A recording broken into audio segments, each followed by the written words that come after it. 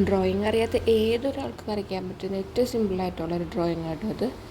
വളരെ ഈസിയാണ്. ഇതാ അതുപോലെ ലൈൻസ് ഇങ്ങനെ വരച്ചു കൊടുക്കാൻ, ഇത് വളഞ്ഞും ഒക്കെ ആയിട്ട് ലൈൻസ് വരച്ചു കൊടുക്കാൻ. ഞാൻ ആദ്യം പെൻസിലൂടെ വരച്ചിട്ട് പേന അതിൻ്റെ മുകളിലൂടെ വരയ്ക്കാമെന്ന് വിചാരിച്ചത്. പക്ഷേ പെൻസിലിൻ്റെ വര വേറെ, പേനയുടെ വര വേറെ, അതുപോലെ പിന്നെ അതെല്ലാം വരച്ച് കളഞ്ഞിട്ട് ഇതാ അതുപോലെ ഇങ്ങനെ കർവ് പോലെ ഇങ്ങനെ വരച്ച് കൊണ്ടുവരാം. നെക്സ്റ്റ് ലൈനിൽ അതിൻ്റെ ഓപ്പോസിറ്റായിട്ട് ഇങ്ങനെ വരയ്ക്കാം. കണ്ടോ, വളരെ ഈസി ആട്ടോ ചെയ്യാനായിട്ട്.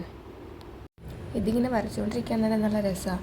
എനിക്ക് ഡ്രോയിങ് അറിയില്ലല്ലോ എന്ന് വിചാരിച്ചിരിക്കുന്ന ഏതൊരാൾക്ക് വരയ്ക്കാൻ പറ്റുന്ന ഈസി ആയിട്ടുള്ളൊരു ഡ്രോയിങ് ആട്ടോ ഇത്.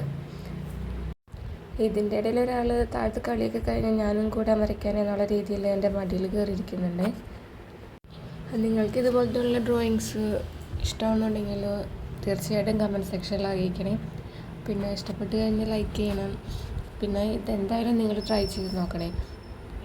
നിങ്ങൾക്ക് ഇതുപോലത്തെ ഈസി ഡ്രോയിങ്സ് ആണോ അതോ ക്രാഫ്റ്റ് ആണോ, ഏതാ ഇഷ്ടം എന്നുള്ളത് എന്തായാലും ഒന്ന് കമൻറ്റിൽ പറഞ്ഞേക്കണേ. ഇതുപോലെ വോയിസ് കൊടുക്കുമ്പോൾ എന്താ പറയണ്ടേ, എങ്ങനെയാണ് പറയണ്ടേ, ഇതൊന്നും ഒരു ഐഡിയ എനിക്കില്ല കേട്ടോ. എന്തൊക്കെയോ ഞാൻ പറയുന്ന പോലെ എനിക്ക് തോന്നുന്നത്. എന്തായാലും നമ്മുടെ ഡ്രോയിങ്സ് കഴിഞ്ഞിട്ടുണ്ട്. ഭയങ്കര ഈസിയാണ്. ഇഷ്ടപ്പെട്ടാൽ ലൈക്ക് ചെയ്യണം. എന്തായാലും കമൻറ്റ് സെക്ഷനിൽ അറിയിക്കണം.